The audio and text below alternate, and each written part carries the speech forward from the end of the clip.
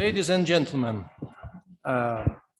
we are very honored to welcome the delegation of National Defence College from India here in Moscow at the National Research University, HSE University, which is one of the biggest, and may I also add that probably the best university in Russia. And today this event is hosted by School of Asian Studies, which is part of Faculty of World Economics and World Politics. Today, our main speaker is a distinguished Russian Oriental Studies specialist and also the founder of our School of Asian Studies. Currently, he is director of Institute of Asian African Studies of Moscow State University. Please give applause to our main speaker, Professor Лекция Маслова А.А. Thank you very much, Professor Korneev. And it's a great honor and great pleasure for me to present some of my ideas, because we already met sometimes, and some of you already know me for several years. So today I will speak about 40 minutes about Russian approach to Eurasian community and Eurasian economic space, Chinese Belt and Road, how these two concepts are connected, and then we'll have time to answer your questions. Yeah. Well, could you please, yeah. Right. Okay.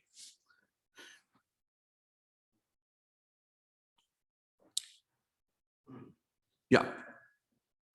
So what we see right now, just some of my idea what really happens in this world today. Right now, we can see four main trends of the development. The first trend, it's reglobalization.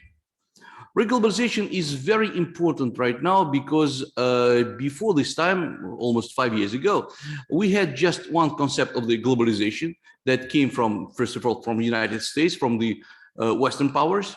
And it was not just globalization, but first of all, westernization of the global economy, global politics, and first of all, global international relations. But just a few years ago, from 2014, China already proposed its own concept of the globalization that is called One Belt, One Road. Chinese leaders also spoke about the so-called the common fate of the humankind. So China proposed not just an idea, but China also proposed a new alternative for financial system, for banking system, for international relations, and for the world trade. So China proposed a new concept of the reglobalization from Chinese side. So far, we don't know whether this concept will be successful or not.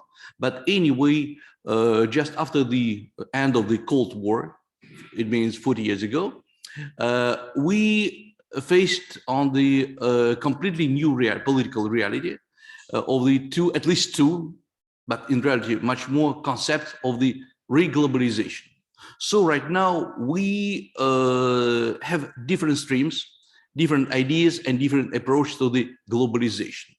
And this globalization is not just a global world trade, but also a new concept, once again, of the financial system, of the banking system, of the management of the internet, and different kind of IT systems.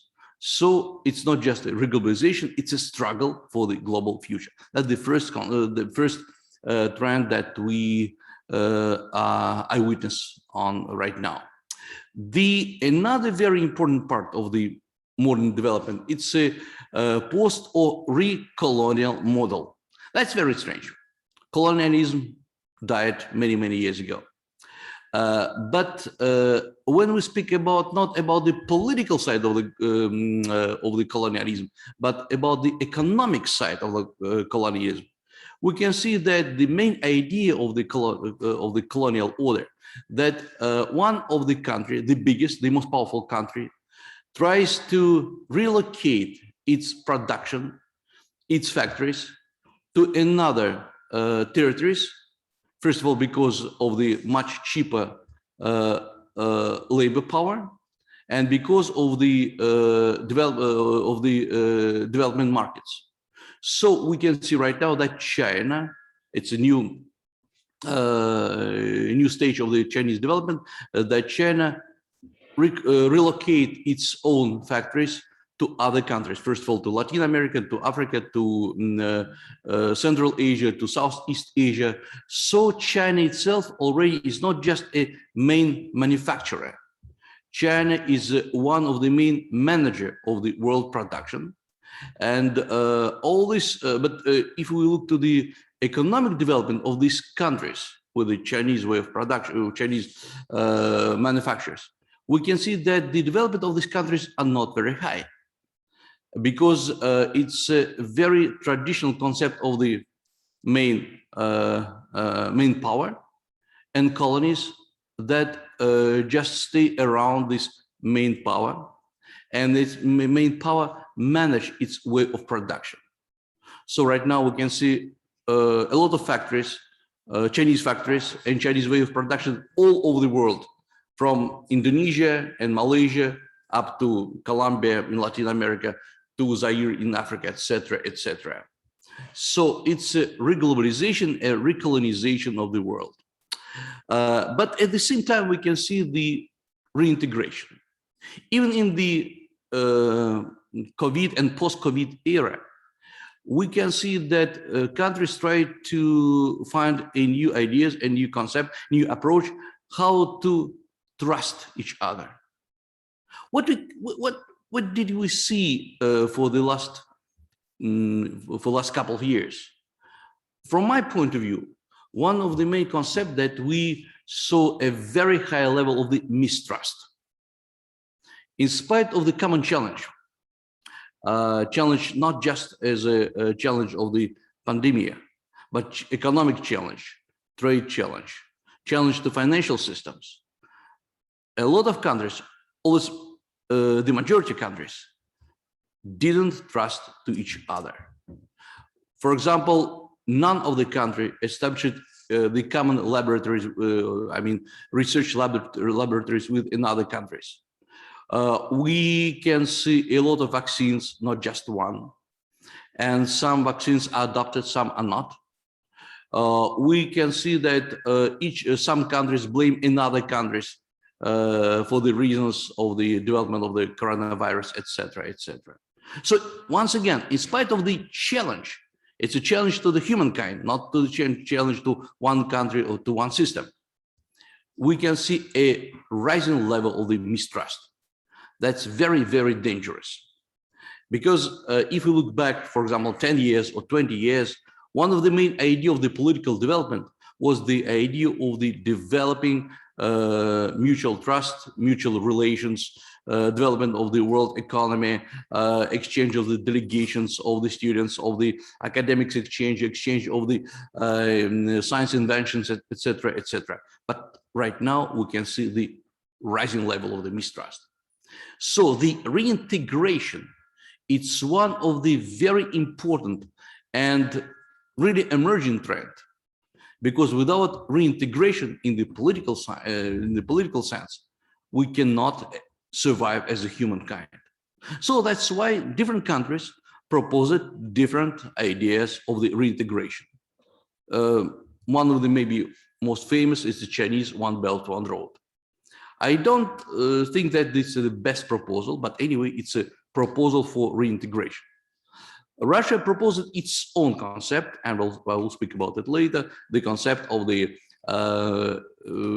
big Eurasia or big Eurasian space, which is also the integration concept. And all these concepts are not just completely overlapping. They try to cooperate with each other, but anyway, in some points, they contradict with each other. That's the concept of the reintegration.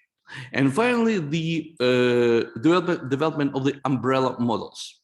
So each country, once again, China, United States, and Russia, they try to provide an umbrella model. So it means to provide a protective umbrella for example, Russian umbrella, it's mostly military umbrella to provide some military umbrella for some countries. First of all, in the Central Asia, for example, for Vietnam and for other countries. China tries to provide an economic umbrella. Once again, one belt, one road. United States tries to provide a military and economic umbrella, etc., etc. So it's not a new division of the world like it was 40 years ago to the imperial camp and socialist camp. But anyway, it's a new search for identity of different camp and different countries. So what can we see right now? It's an increasing of the contradictions and the search for new models. And the present situation, I speak about the coronavirus and pandemic, just increased this search for the new identities. China and Russia proposed completely different integration models. That's very interesting because we know for example, from mass media, that Russia and China cooperate with each other, cooperate in many fields, in economic fields, in military fields. So it means a lot of, for example, experts try to prove that Russia and China have a very, very high level of the communication, a very high level of trust. Almost every year, China and Russia launch a joint military exercises.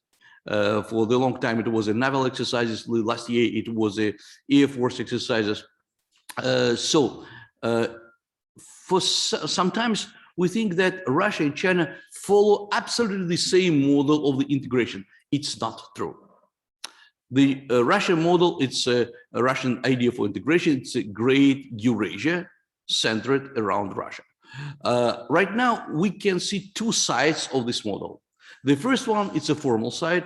We calling it the Eurasian Economic Union or Eurasian Economic Council. It's a formal side. So it's an organization. It's a kind of association. Another side, it's much more informal, and it's based on the common idea, and we call the Great Eurasia, Great Eurasian Space. It's not an organization, it's an idea, it's an initiative. But more and more we discuss this great initiative, the idea of the Great Eurasia Initiative, because in general it's very providing. First of all, it's very flexible. Bless you. First of all, it's very flexible. It doesn't include any kind of membership. So any country could be a part of the Great Eurasia. Great Eurasia, it's an idea of the new integration on the base of the common values, not just economics, not just politics, but first of all, values, stability, the openness of the frontiers, non-isolation, and from the, say, moral and idealistic point of view, I think it's a very, very stable idea. Another point of the Russian idea that all organizations in this very huge space should cooperate with each other. For example, Eurasian Economic Council, Shanghai Cooperation Organization, ASEAN, One Belt, One Road, etc., etc. So Russian model is very open-minded, very huge, but at the same time, a little bit chaotic. If we look to the Chinese concept, it's a little bit different, or maybe not a little bit. One Belt, One Road, once again, we know it's not an organization. You cannot, there is no any secretariat, no any window that you can bring your documents to this window, your proposals. So, and this One Belt, One Road completely sponsored and managed by China. But, and it's very elastic, also very flexible initiative. I think that China especially doesn't want to establish any kind of the real organization or any real bodies to manage this initiative. Well, just to stay much more flexible. One of the Chinese idea, usually we speak about the infrastructural development of the Belt and Road. So it means that China invests a lot to the building of the railroad, of the airports, of any kind of logistics. So in general, for some countries, Belt and Road Initiative became a real source of the new development, not just for Asian countries, but for example, countries in the Central Europe, in the Eastern Europe, etc., etc. Some country like a Czech Republic or some country like a Montenegro and other countries really raised its economic development by the Chinese investments. So for some countries, it was very, very promoting initiative. But at the same time, Chinese initiative in general, it's a really great source for the bad debt trap. And if you look to the development of the Czech Republic or to Montenegro, we can see that all these countries, not just these two, but many, many other countries, really took a lot of loans from China and should one day give it back. And in economic sense, in general, in political sense, some countries are really depending from China. So in this situation, what should be the behavior of these countries?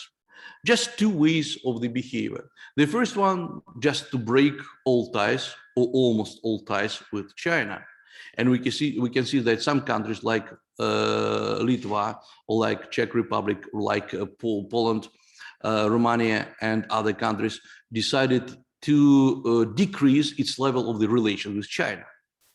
So it means that some countries not just developed its relation with China on the base of the One Belt, One Road, but also spoiled the relations with China. And because first of all, because of the very huge and very dangerous loans from China, and another point, because of the very huge pressure from China to the politics, to the local domestic politics of these countries. Another way out to develop even better relations with China and to become a part of the great Chinese world, so-called the Pax China. According to the Russian concept, coming back to the Great Eurasia, it's a concept not based on the financial support, not based on the financial loans. So in this case, it's much more safe, not so dangerous. Another very important part of Chinese concept, not economic, but first of all political part, it's a reconnection of the history of the some countries and some territories in Asia that were historically connected with each other. That's why Chinese leaders usually speak about the common fate or common destiny of the humankind. Well, because just to remember some historical ties between China and Central Asia, with Kazakhstan, Uzbekistan, and also with some Southeast Asia countries like Malaysia, Indonesia, Singapore, etc., etc. So once again, it's an umbrella system. China as a highest leader, and all other countries under Chinese umbrella. And if these countries really approve Chinese leadership, China will provide new loans, new credits, and new investments. So that's a very flexible system of the pluses and minuses according to the financial and economic support. The main question, whether Russia is a part of the Chinese Belt and Road Initiative or not, that's a very tricky question. Because if you ask Chinese say yes, Russia is a part. Yeah, why not? Almost every country is already part of the One Belt, One Road, but not all countries knew about it. According to the Russian concept, no. Russia has its own integrational project, and Russia considers Belt and Road Initiative is a very good project, but it's a Chinese project. Russia could not be a part of the Chinese project. That's the main explanation why Russia is not a Belt and Road member of the Belt and Road Initiative. If you look to some maps, I will show you some maps that you can see in the Chinese internet. You can see that Russia is colored by Chinese space as a member of the Belt and Road Initiative. So that's why many times Russian leaders, including Mr. Putin, told that Russia highly respect Chinese ideas, but the Russian proposal to communicate inside the several blocks, for example, Shanghai Cooperation Organization, One Belt, One Road, Eurasian Economic Space, etc., etc.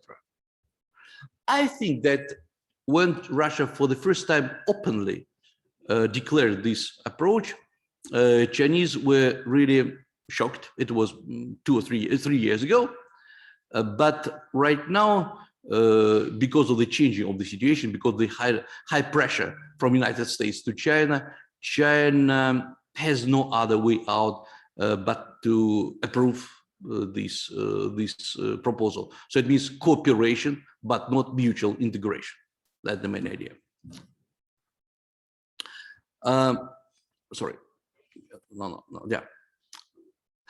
At the same time, Russia and China have a lot of common. First of all, the common nature of the political power. All countries are ruled by the very charismatic leaders, and all these leaders already stayed in the position for a long time, and I think that they will stay once again for maybe at least for the 10 years at least, up to the 20, 35 maybe. We don't know exactly, but anyway, the nature of the common power is is very close to each other. Another point that Russia and China have a similar feeling of the national offense and resentment. So it means that, you know what this means? It means that Russia and China think that no one in this world could completely understand the greatness of the Russia and China. So that's why Russia and China jointly or separately should push forward its idea of the great civilization, of the great development, of the great culture, etc., etc.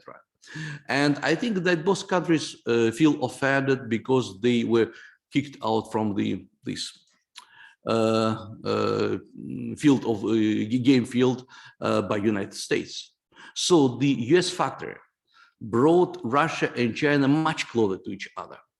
Does it mean that Russia and China without this factor will be separated? No. I think that step by step, and for the last at least 15 years, Russia and China moved closer to each other without any US factor. But US factor and the pressure from the United States to Russia and to China even make this cooperation much stronger, much closer, and first of all, much long lasting. And you can see that, for example, in the if you will look to the Afghanistan problem, I mean the present-day Afghanistan problem, Russia and China have a common ground how to resolve this problem. The first question, it's a question of the stability. Russia and China, first of all, speak not about the radical Islam, but first of all about stability. Any party that should provide a stability inside the Central Asia could be approved by the world community. Another point that Russia and China push forward, that Shanghai Cooperation Organization also should be involved to the resolving of this question, of the Afghanistan question. So anyway, Russia and China have a common ground for many, many questions. Yeah. Another question, it's a military and military cooperation and cooperation in the field of the energy.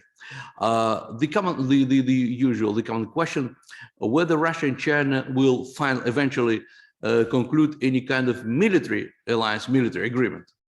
You know, there are a lot of rumors that Russia and China are already close to sign a military agreement. I don't think so, that one day this military agreement, the formal agreement, will be signed. Why? First of all, because Russia and China already have a very high level of the military, political, and military technological cooperation. And Russia and China use another way how to formalize and how to finalize this agreement, this cooperation. So we can see that Russia and China could launch any kind of military exercise without any formal agreement. So Russia and China doesn't need this agreement. At the same time, you know that officially both sides declared that this name military alliance and agreement about military alliance, it's just an echo of the Cold War. So it's already a very outdated approach to the military cooperation. So that's why Russia and China should move forward and just to bypass the formal military alliance and to cooperate on the base on the common security means, not military alliance. And but from just my own point of view, both countries don't want to sign any military alliance because, first of all, if we speak about China, China wants to keep its doors open. And if one day situation will be changed, China wants to be free from any military obligations and alliance obligations, and to be open to reestablish its relations with the United States. For Russia, the military alliance with just with China, it's not also very favorable, because Russia also wants to be free from Chinese Chinese development and different deviation of the Chinese political behavior. So both countries don't want to be connected or tied with formal military alliance. That's my approach. Let's look to let's speak about the economics. If we look to the economic development, Russian and Chinese economic cooperation developed very, very fast and well. And if we look to the mutual trade, it's not very bad. I think it's very good. And we should reach $200 billion by the 2024. But if we look to the structure and we look to the structure of this trade, the main item of this trade is gas and oil. So it means more Russia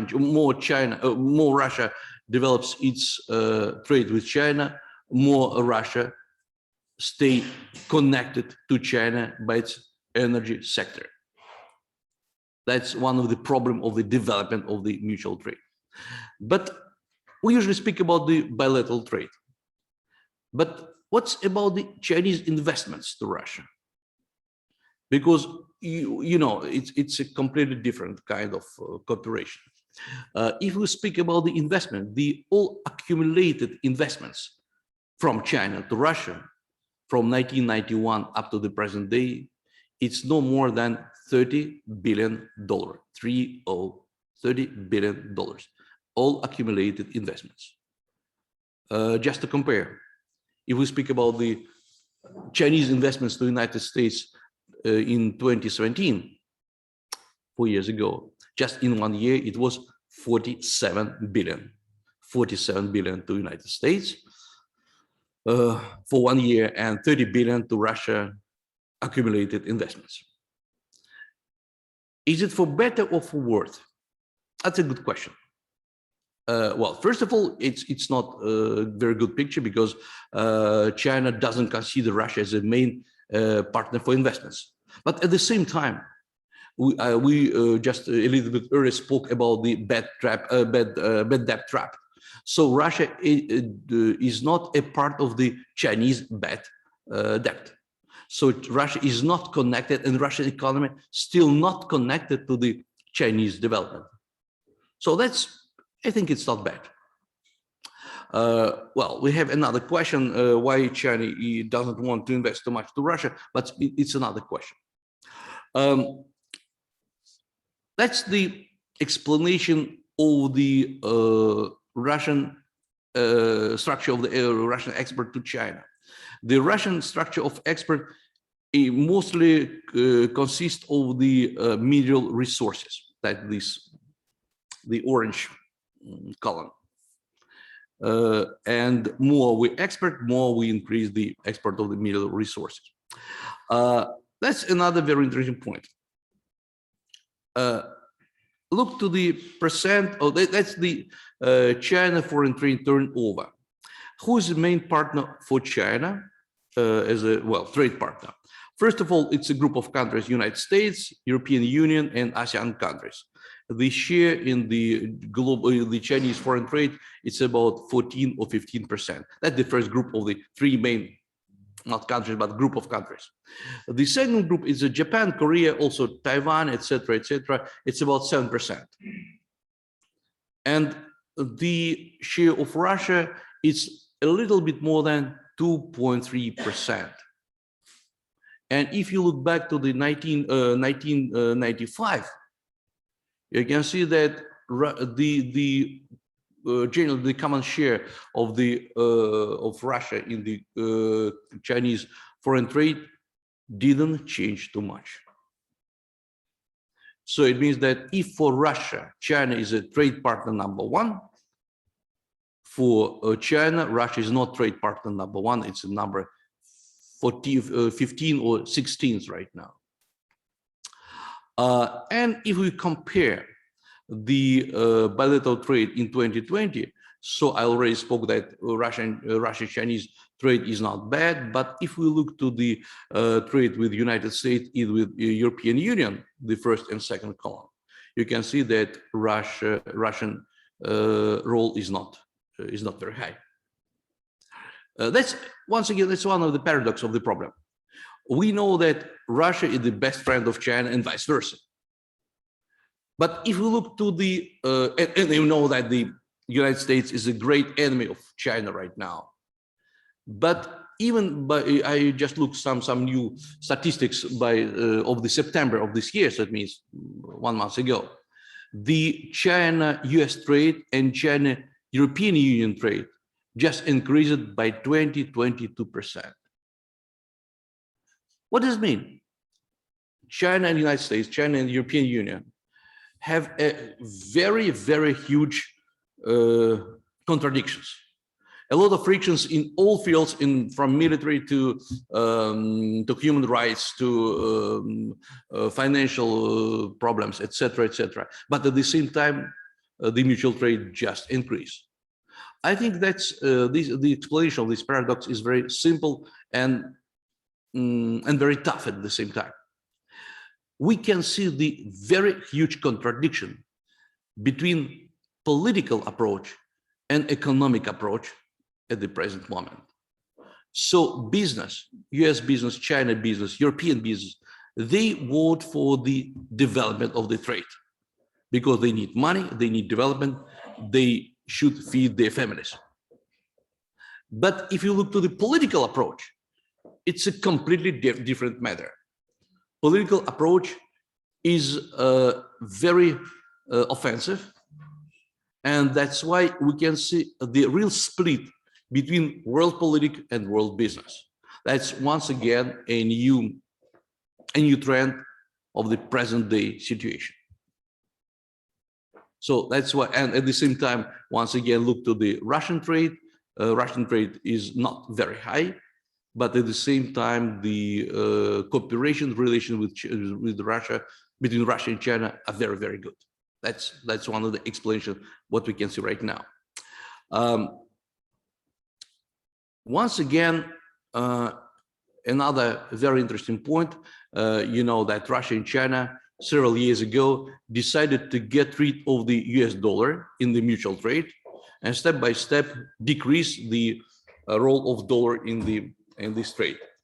And you can see that, for example, in 2017, 2018, up to 2019, the dollar, this blue line, occupied more than 1/2 of the mutual trade. From 2020 Russia and China decided to step by step to get rid or partially get rid of the dollar. And what we can see, yes, the level of dollar went down. But what was the change of the structure? First of all, the dollar, the euros started to play much more important role in the bilateral trade, and also Chinese renminbi, the yellow part. And Russian ruble, the role of Russian ruble, the share of Russian ruble didn't increase too much. So we get rid from US dollar, but in exchange we increase the role of renminbi or Chinese renminbi and European euro. I don't think that it's a correct approach, because one of the main reasons was just to increase the role of ruble, also Russian ruble. It didn't happen. So that's one of the problem in the mutual cooperation. Well, yes, stupid decision. But well, no. My colleague told stupid decision. Politically incorrect, but I completely agree with you. Yeah.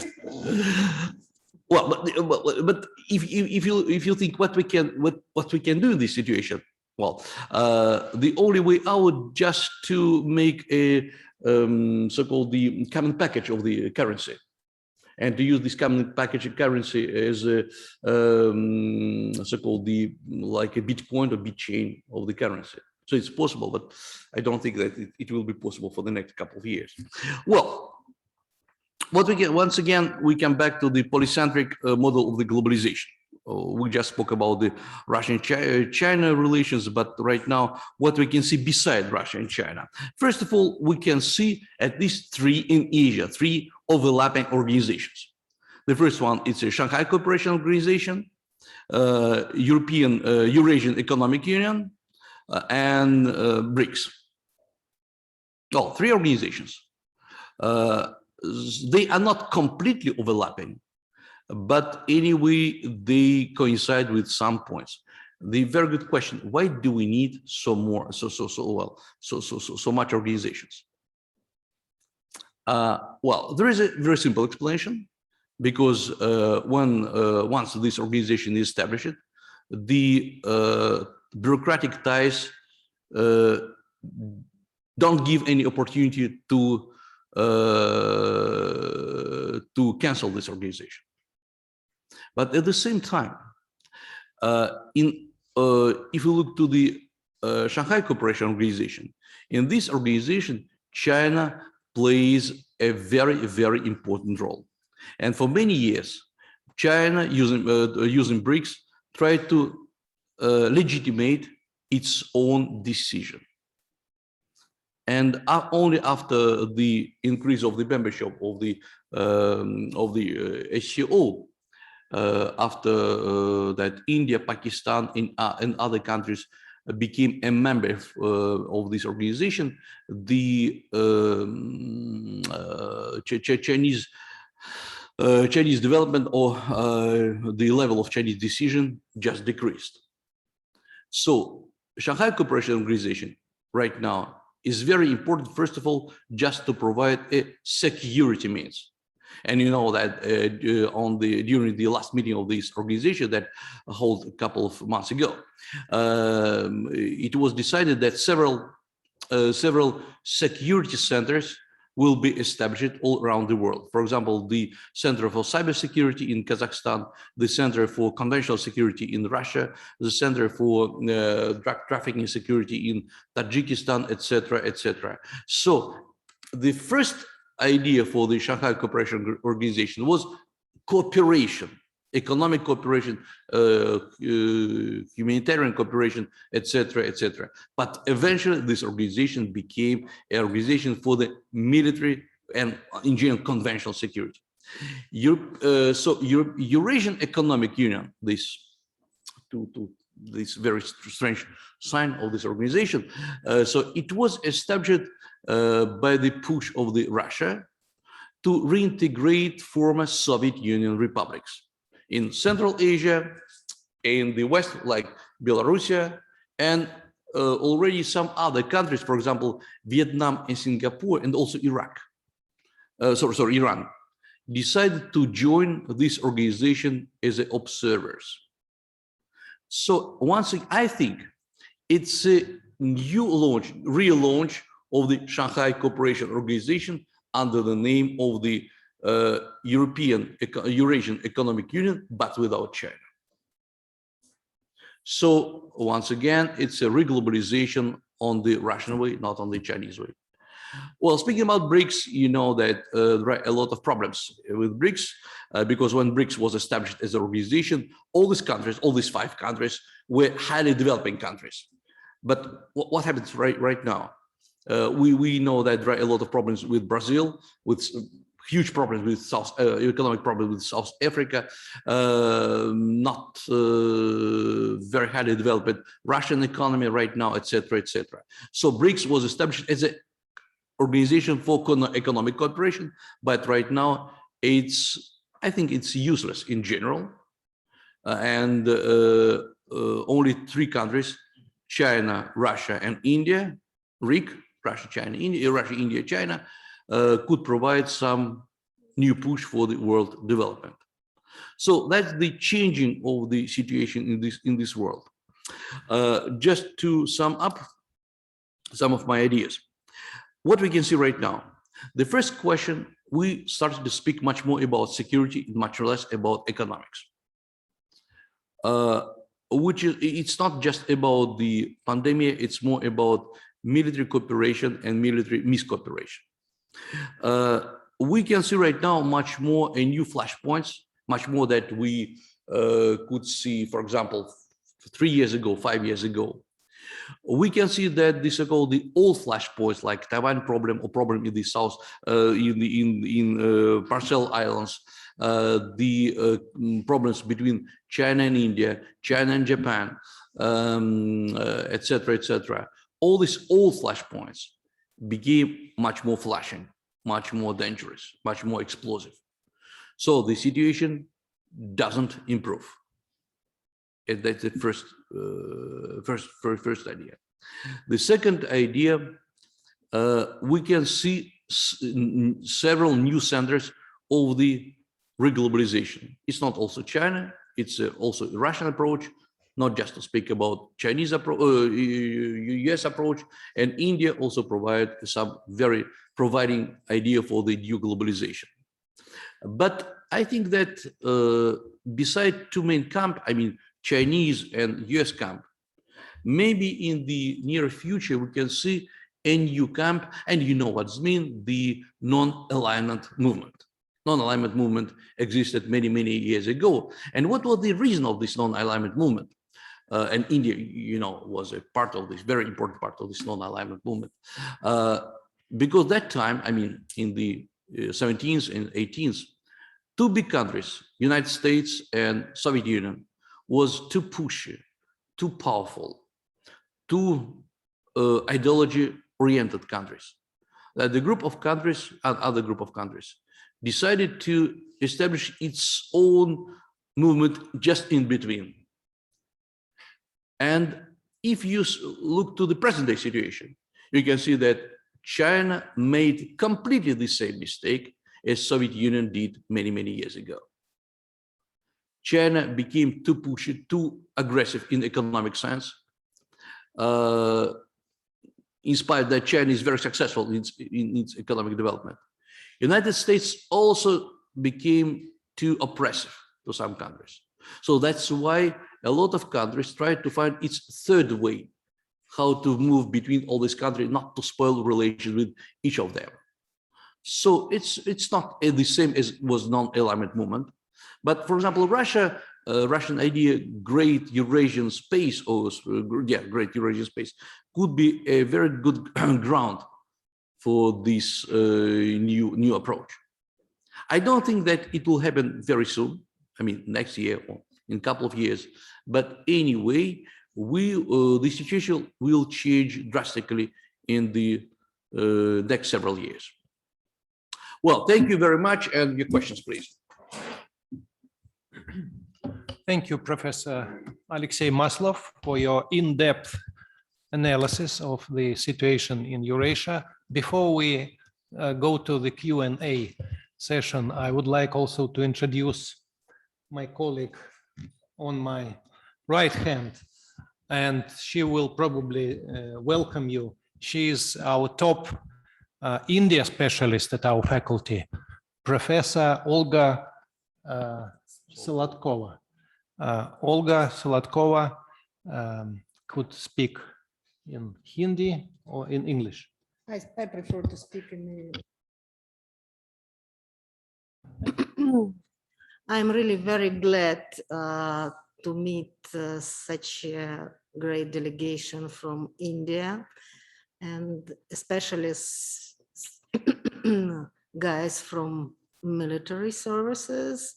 So I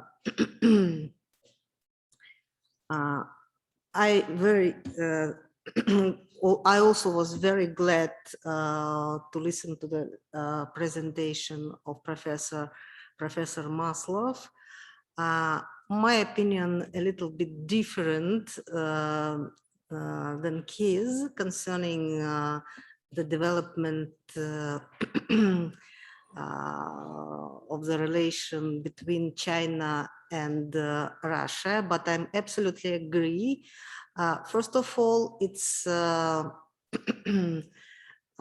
rising cooperation in economical sphere, but I'm a little bit scared that our economical cooperation with China, I mean Russian cooperation with China, first of all, is lying on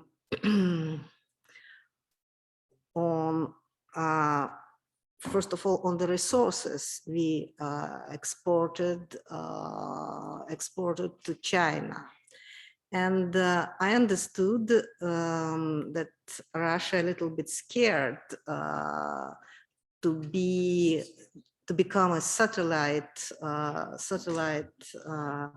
of China, and that's why China is not invest a lot in our economy, and secondly, we are not going to organize a new military bloc with China. In this case, I'm absolutely agree with Professor Maslov. But at the same time, looking how the economical situation is developed in Indian Ocean, and especially in the especially China economical cooperation with the country, with the countries from South Asia, especially with Bangladesh, Pakistan, and Sri Lanka. And I can understand that such great activity of China can make Indian military forces not to become scared, but understand that it is a great challenge, first of all, to India. That's why, for me, it's very interesting how India will behave further when a new bloc, first of all, military bloc, is organized in Indian Ocean between USA, Australia, and Japan. How this situation will relate to the cooperation India with United States, especially in political and military sphere. For me, it's really very interesting, and I will be glad if the representatives from military service of India will say, what do you think about future cooperation first of all, military cooperation between India and and the newborn bloc. Okay, but let us leave the floor first to the questions that the audience has towards Professor Maslov, and your question will also be okay. I'm absolutely agree with you. I'm just interested in some things, and so I take the great opportunity to ask people who will be responsible for this decision. Okay. Thank you. Okay, thank you.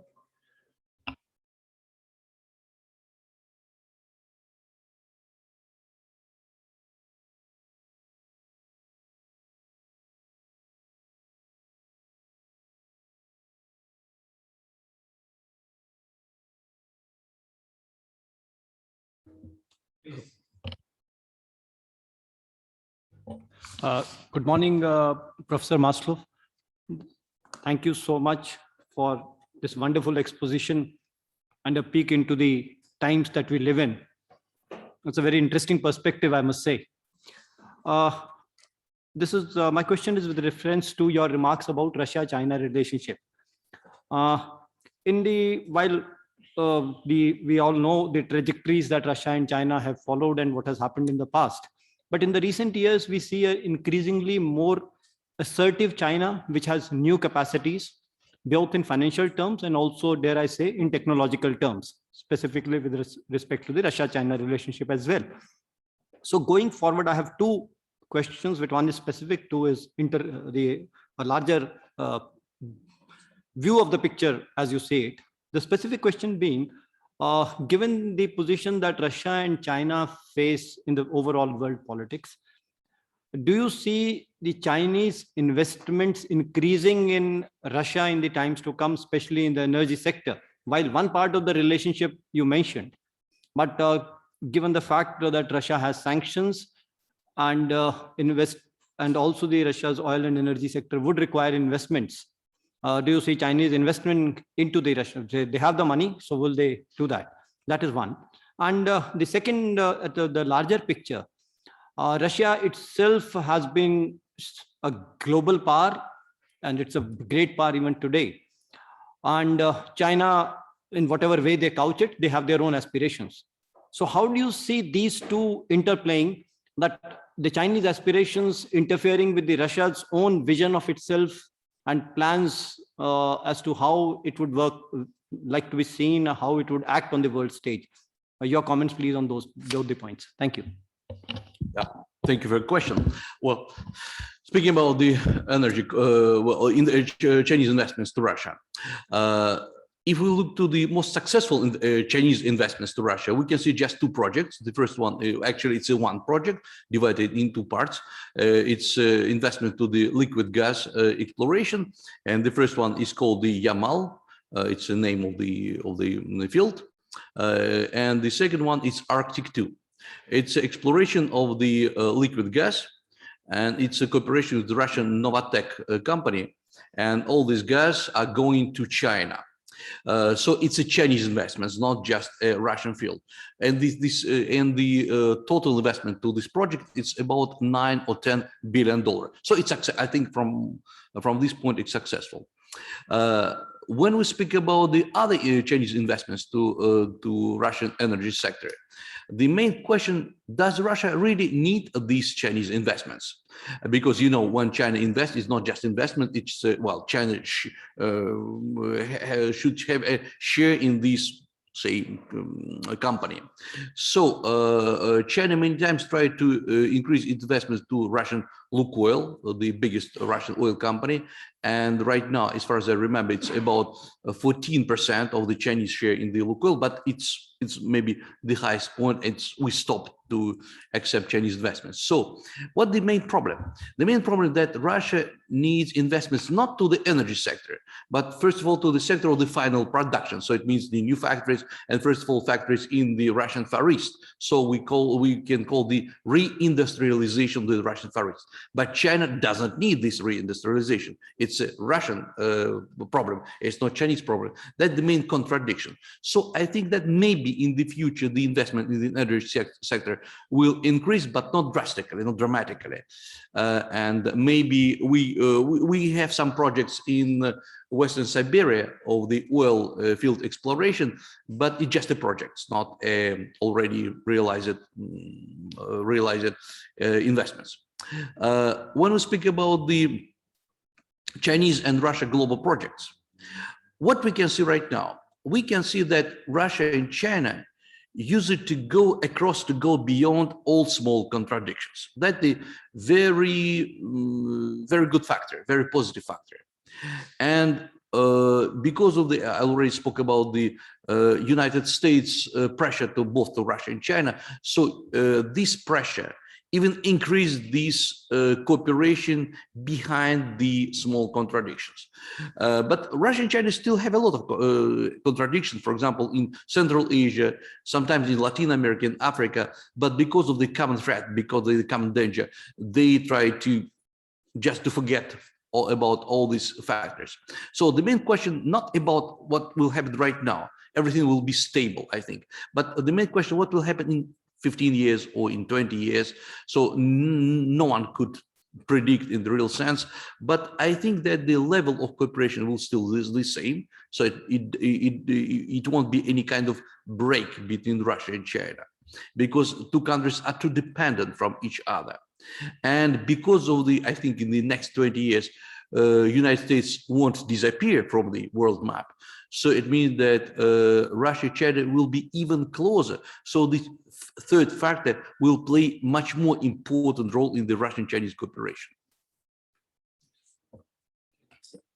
Good morning, Professor. My name is Brigadier Manral, Indian Army.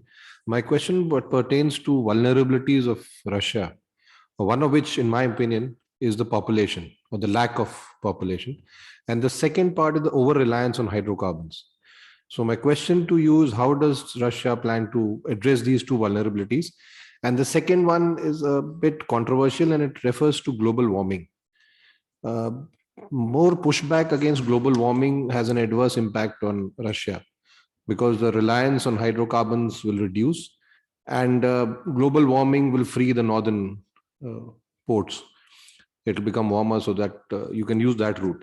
So that is something that will benefit Russia immensely. So your views on how does Russia tackle these issues and how does it handle these issues? Thank you.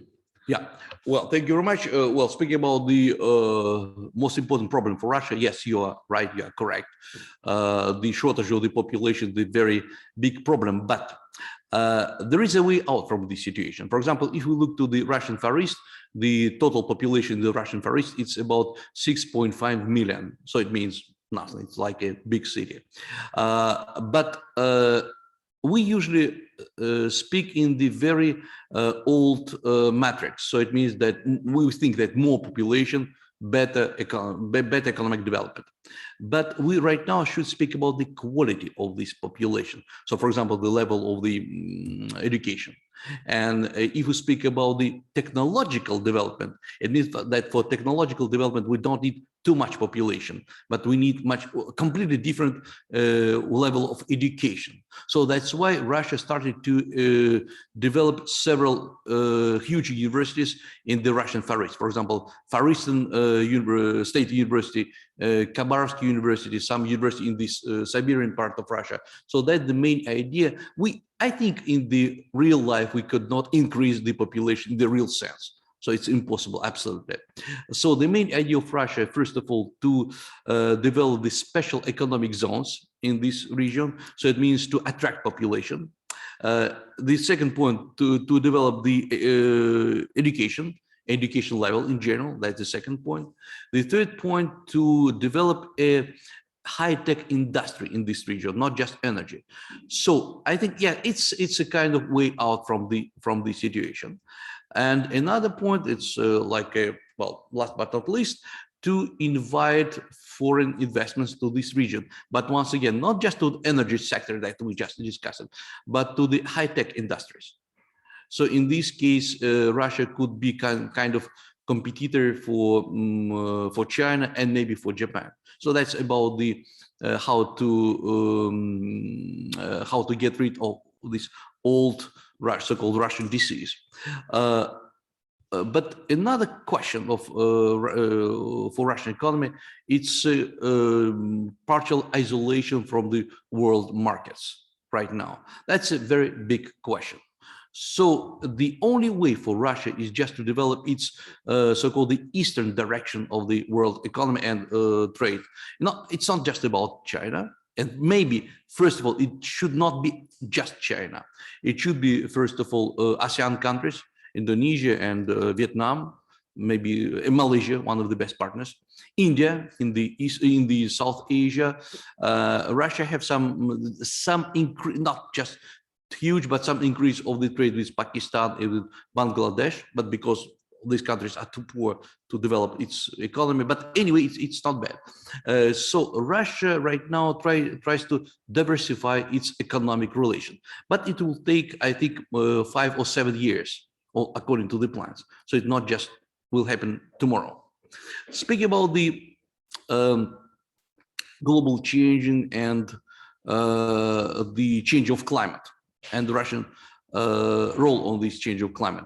What the position of Russia? The position of Russia didn't change too much for the last 5 years. So it means that Russian industry is not the biggest industry in the world. So it means that the Russian role in this situation is not very huge. So and the Russian idea, let's look first of all to the most developed industrial countries, United States and China, and let's discuss it openly. Because China say, oh no, everything is just fine with our environment. We completely revamped our industry, so it's completely clear. It's just a green zone. Nothing's happened. But we know that it's not true. So once again, let's make a research, a real research, and then to discuss it once again. So Russian position is very flexible on this question. Yeah. Thank you.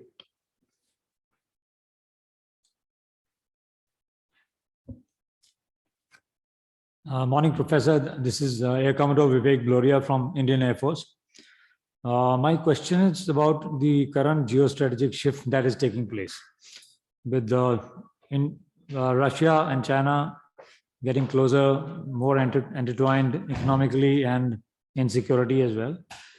And even Russia-Pakistan relations also improving as compared to before, and India leaning towards America. So what do you think is that, what is the way ahead, in your opinion, for the Indo-Russian relations? What are the challenges and what are Russia's expectations from India in the current situation?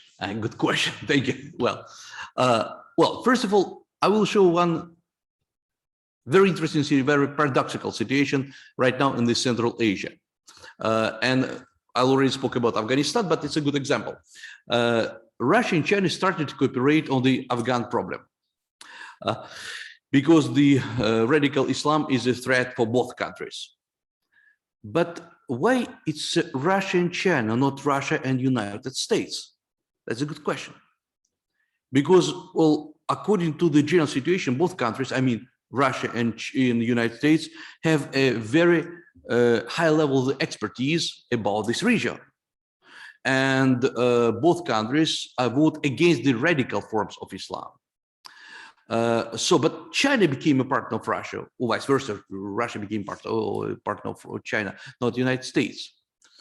Well, because Russia started to consider itself as a part of non-Western world, mentally, first of all, and finally, economically. So what does it mean? It means that Russia, step by step, became closer to China and to India, both, but not at the same time. Maybe you remember this very tragic case that happened last year between India and China in the borderline. Russia played a role of the mediator in the negotiation. Mr. Lavrov, the foreign minister of Russia, played a very important role for this negotiation. So maybe for the first time in the Russian history, Russia started to play a role not as a partner, but as a mediator. So that, I think that's a role is very good, is very providing. At the same time, I think that Russia and China should find Russia, China, India should find a common ground for cooperation. So RIC, it's not just a name. We should find something substantial. What is substantial? First of all, it's security. The second point, it's food security and food providing, also an organic food. The third point, it's a question about the pandemic, which is very important right now. Then the common technological development and maybe the common internet, the exchange of the science and academic news and discoveries, etc., etc. So maybe Russia, India, and China should find something outside of the political means and speak much more about economic and scientific means, which is maybe will be much more stable. That's my idea. Thank you. Morning, Professor. I am Brigadier Radwal from the Indian Army, and my question to you is relating to the Arctic, the unexplored or partially explored energy resources there, which are geographically displaced, more oriented towards Russia, certain European countries, America and Canada. China is also trying to be a part of so that it can also explore and get the energy resources for its own progressive growth in the future. How does Russia see Chinese involvement in the Arctic, and wherein geographically it's nowhere near, neither it is legally to be its energy resource in that manner? How do you see that? Well, first of all, you know that, for example, the total amount of the oil in China, is Chinese oil, is just to be 2.4% from the total world amount of the oil. So it means nothing. So China, in the real sense, has no its own oil exploration, new fields. So China could just develop its own fields, but not too much. The same for the natural gas. And that's why China, the only way for China, not just to buy gas and oil from other countries, including, for example, Russia, to buy exploration fields, oil and gas fields in other countries. And China already implemented its policy. For example, in Kazakhstan, China bought, right now buys not just oil, but already bought oil fields, explore these oil fields. And so it's not just Kazakhstan's oil fields, but the Chinese oil fields in the territory of Kazakhstan. The same for Indonesia. China already put its legs in Indonesian oil fields, etc., etc. But not all countries accepted with this politics. So that's why China tries to be much more involved, for example, to the Arctic shelf. And that's why China and Russia have a lot of negotiations about it. Once again, China is completely dependent from the pipelines, gas and oil pipelines, not just from Russia, but also from Tajikistan, Uzbekistan, etc., etc. So the main idea how to get rid of these dependencies for China was just completely to get rid of this old traditional way of energy, oil and gas. That's what the idea for the last year, the idea of the Chinese leaders, step by step to become a, well, not dependent from oil and gas. But what really happens? You can see that right now. We can see the energy crisis in China, because it's not too easy just at once to get rid of all these traditional energy resources. So it means that China in this way already made and will make a lot of mistakes. So because China may be the first country that officially declare to get rid of these old traditional energy resources. But anyway, I think that for the next 10 or 15 years, China will be dependent from Russian oil gas, not just Russian, from Kazakhstan oil gas, from the oil from Saudi Arabia, and it means that China is not completely independent economy in general. So far, China is really dependent from this energy partnership. And China spent, you know, that China bought more than 56% of all energy from other markets. So it means that China could provide its energy security. So Russia is one of the provider for Chinese energy security. That's the paradox of this question.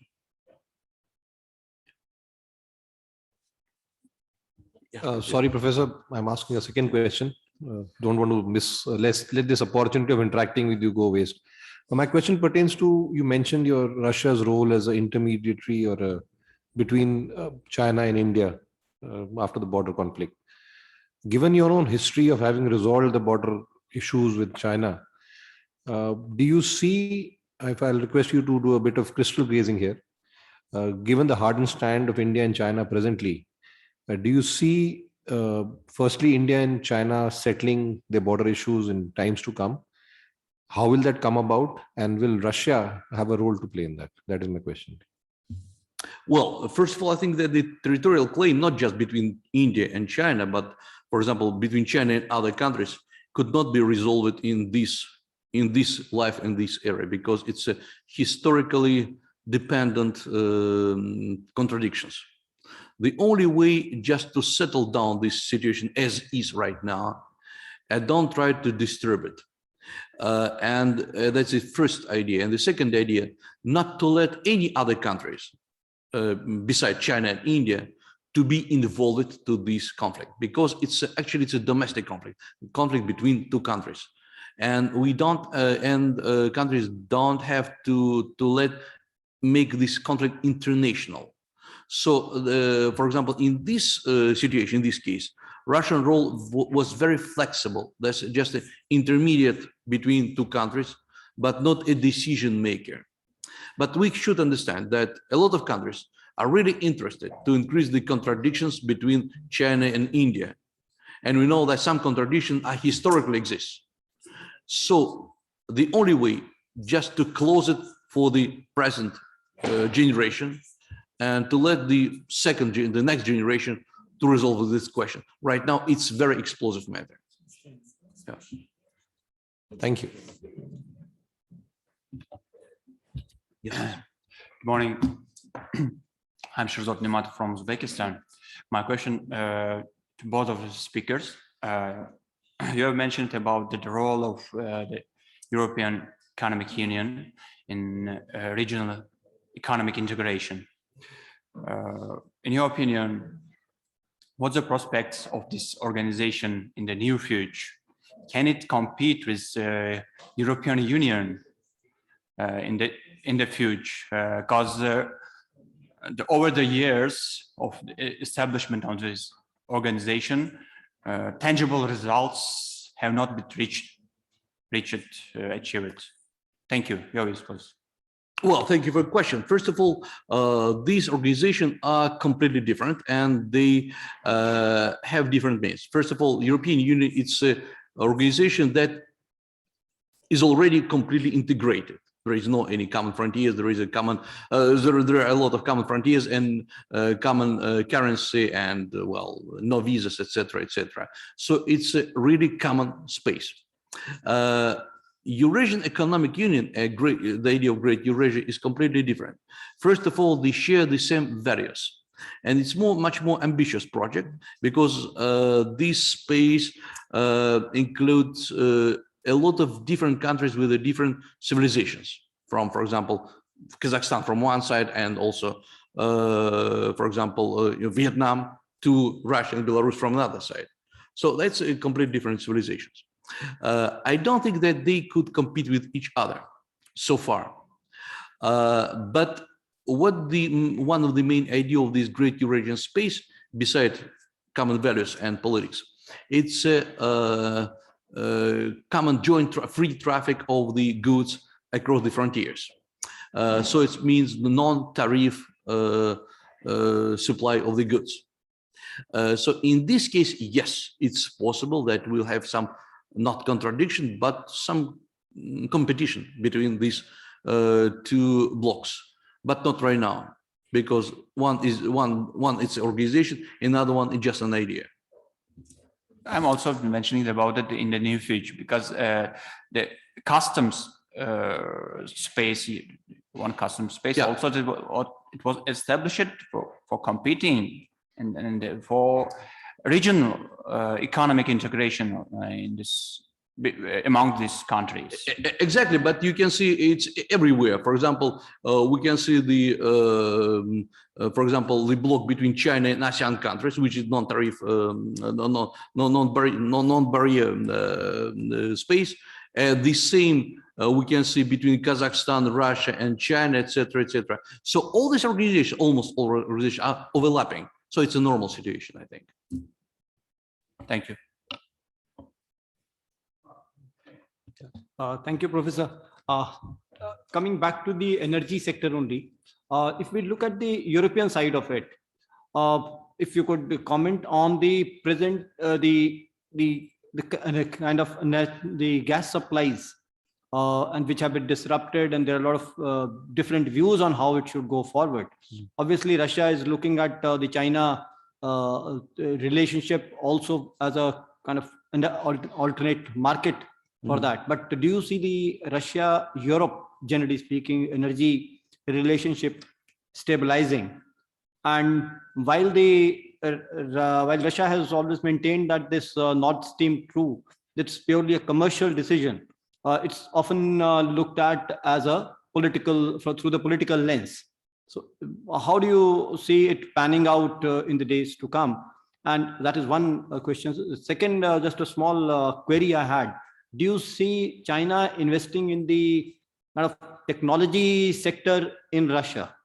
And going forward to joint development of technologies or that kind of thing? Because the US has two very different while, okay, it's a common thread. The relationship the US has had with Russia and the relationship with China, they are of two different kinds.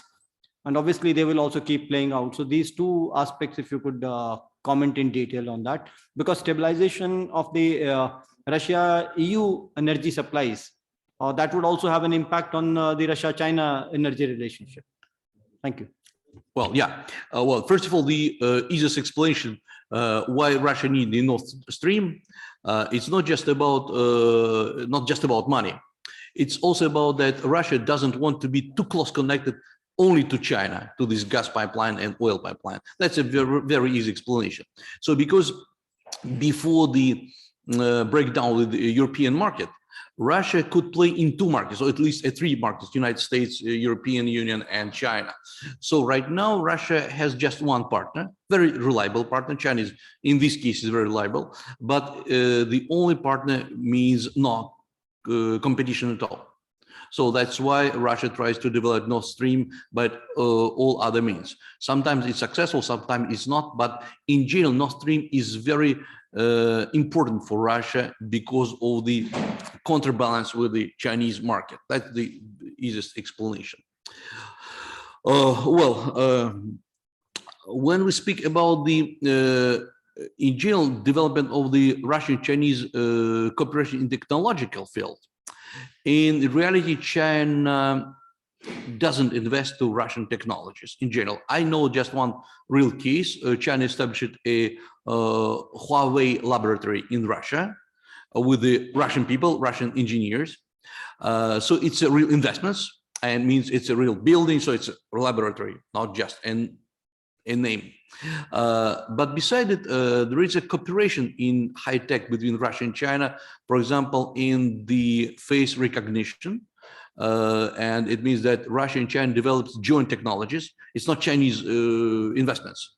And it's, well, joint project, a part in Russian territory, part in Chinese territory. So, but anyway, it's not investments. The main question, why China doesn't invest to Russia in this field? Once again, the explanation is very easy. It's much cheaper to invite Russian engineers to go to China and to work to Chinese company in China but not invest to the development of the Russian laboratories. That's easy. I may query if that's happening. The Russian engineers going to China to work in the A lot. Yeah. Thank you. One more question, Professor. This is regarding, you spoke about high-tech education, especially in the Far East. India has been sending a large number of students to Russia also, but essentially to US, Australia, and they are attracting the young graduates and postgraduate students into these countries. Russia somehow, in my personal opinion, I could be wrong here, language is a big barrier for most Indian students. So are you doing something to enhance your spread of the Russian language, or to ensure that English becomes a medium in some universities at least, so that even India can utilize the expertise in fields of engineering, physics, and such fields? That is my question. Well, first of all, it's a good idea, and some Russian universities, including this one, National Research University HSE, already introduced a lot of courses and programs in English. And there are a lot of foreign students, and not just foreign students, but also Russian students that follow the studies in English language. It's a MA program, BA program, etc., etc. So it doesn't become common in Russia, mainly mostly in big cities, but Moscow, St. Petersburg, there are some English language program in Vladivostok city. But anyway, it's not too much. But another question, maybe English language is very good for example, for Indian students. That's why we have a lot of Indian students in Russia. But it's not very good for Chinese students. You know that, well, they say that they speak good, fluent English, but it's not.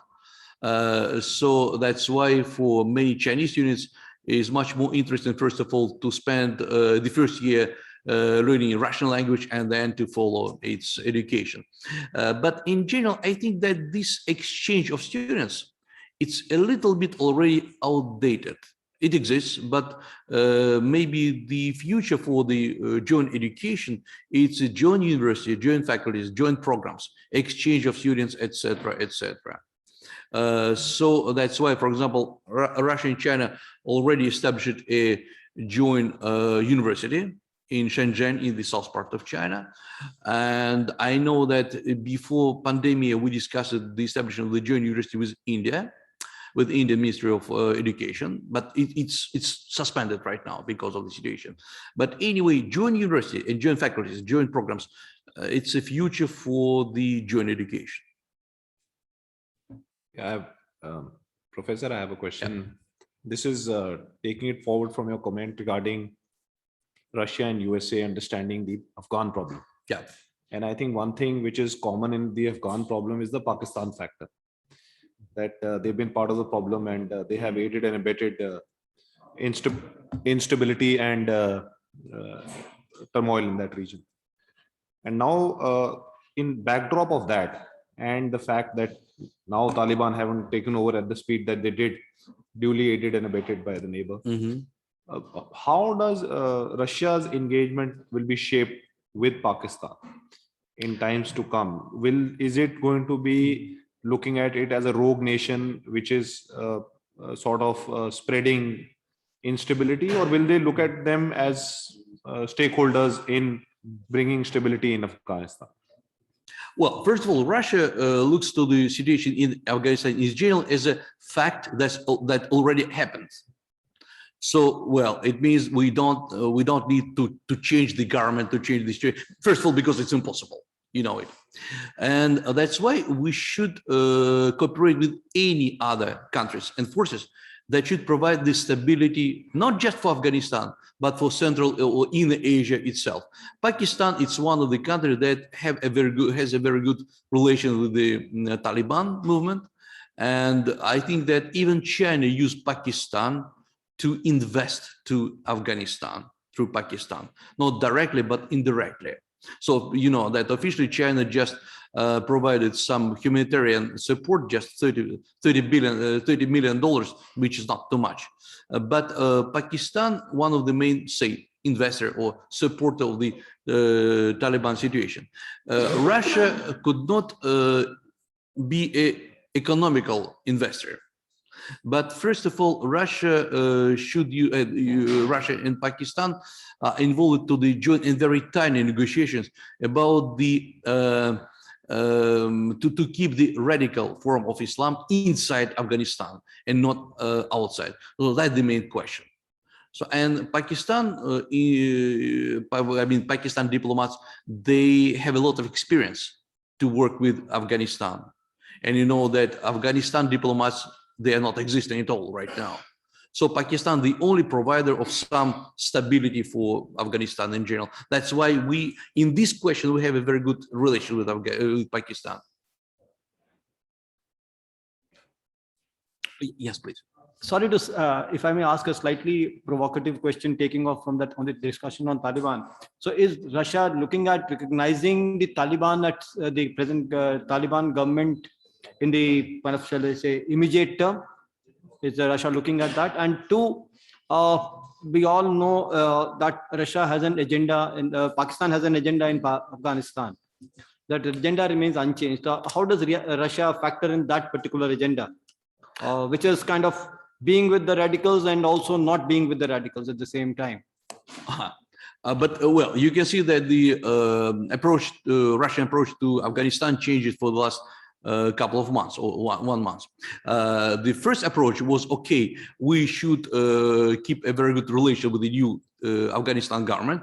That's why Mr. Lavrov met with some envoys from Afghanistan, and the same for China. You know, Minister Wang Yi also met some guys from Taliban, and the main idea was, okay, we could cooperate.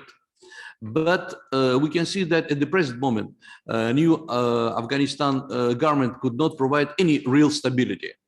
And you know that they spoke that the new Taliban is not like the old Taliban 20 years ago. It's a new reinvestment or reinvestment of Taliban, but actually it's the same. And we should understand that the radical Islam could not be changed because it's nature. So that's why right now both Russia and China spoke about, first of all, about the stability and keeping radical Islam inside the frontier of Afghanistan. China, in the economic sense, China needs Afghanistan much more than Russia, because China wants to explore the cuprum fields in Afghanistan and the rare metals in Afghanistan. That's one of the biggest economic interests of Afghanistan, of China. The interest of Russia is completely different. Just to keep the stability in the Central Asia. It's not just about Russia, but also about Tajikistan and Uzbekistan. And in this case, Russia are one of the provider of the security for these two countries. So that's why Russia tries to be very polite with Taliban. You know that officially Taliban is a movement that is prohibited in Russia. And but at the same time, that's one of the strange situation. But at the same time, Russia tries to keep a say stable relation with new Taliban leaders, and just to look how do they prove to be able to keep the international relations stable. Oh yeah, yeah. Okay, thank you, Professor. There's been great debate about China in recent times. The entire focus seems to be on China, but somehow it seems the world is sort of missing the resurgence of Russia. Russia has seen a great increase in the comprehensive national power over the last decade and a half, and with the amount of natural resources, the human capital, and the old legacy, I see Russia resurgence gaining strength further, and it will be one of the poles to contend in the times to come. So how do you look at this? Do you see Russia extending its sphere of influence in the times to come, like what we have seen in Syria, what is happening, the involvement in Syria, in Libya? Do you see Russia extending its sphere of influence, particularly in the context of withdrawal of USA from Afghanistan, from the Middle East. So how do you look at it? And do we see Russia, sort of Indo-Pacific has been sort of, Russia has not been absent from there. Do you see finally Russia, extending and going into these spaces? Well, first of all, if you look where Russia is really successful in the international sense, it's in the military fields. It's Syria and, well, just in Arabic world, they provide security in the Central Asia. So in all this military sense, Russia is really successful. So Russia has a lot of experience, not just experience how to use force, but how not to use force in the military conflicts. So that's a very positive part of the story. But another situation, whether Russia really wants to increase its capacity in this field, I don't think so. Because it means that every increase of capacity needs much more economic resources.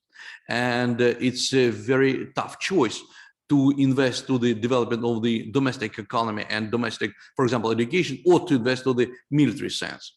So I think that the level of the military technology for Russia right now is enough for provide a security and just to help other countries.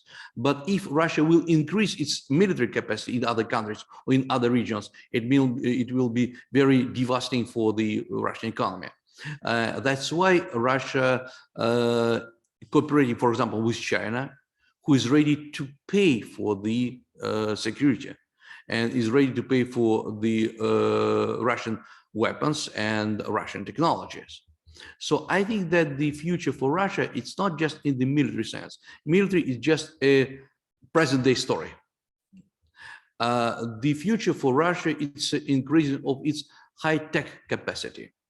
And every one of us knows that right now we have just two big technological leaders, United States and China. Yes, I know about the very high level of the Indian development of the technologies, but anyway, what kind of gadgets we use? Chinese or United States, not India, not Russian.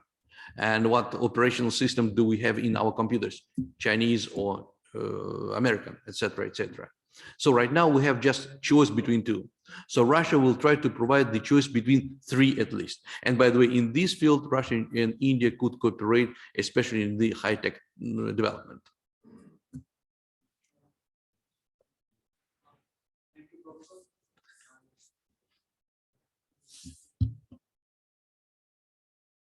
Apologies, Professor and friends.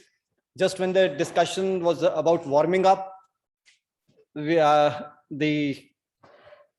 to also look at the time that we have at our disposal. Unfortunately, I think this wonderful discussion we have to bring to an end at now. Thank you, the Higher School of Economics, for organizing it, and thank you, Professor Aleksey Maslov, for this wonderful talk that you have gave us and very frank answers to a lot of questions and queries that we had and clarifying the picture as it were for us. Thank you so much. May I take this opportunity to request our senior directing staff, Mr. Priyank Bharti, to present a small memento, a medallion of the NDC to Professor Aleksey Maslov as a token of appreciation for this the wonderful effort that you have put in. Thank you so much.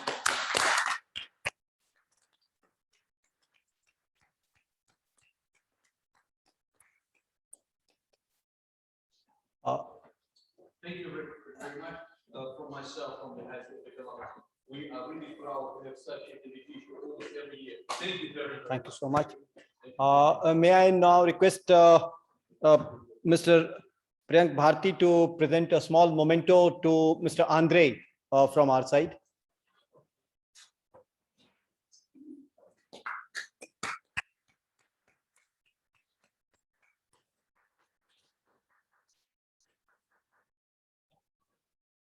May I now request Mr. Bharti to present a small token of our appreciation to Professor Olga Slatkova, please.